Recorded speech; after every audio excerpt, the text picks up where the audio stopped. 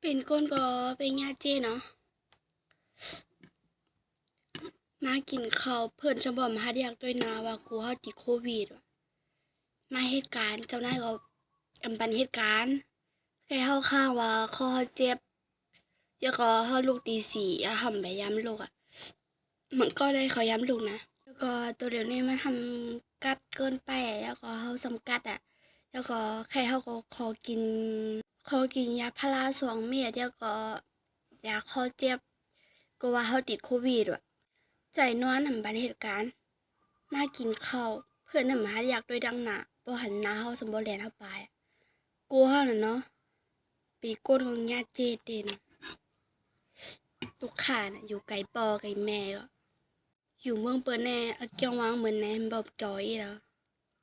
เปิ้นใครฮีจื้อก็เฮ็ดเด้ตัวก่อน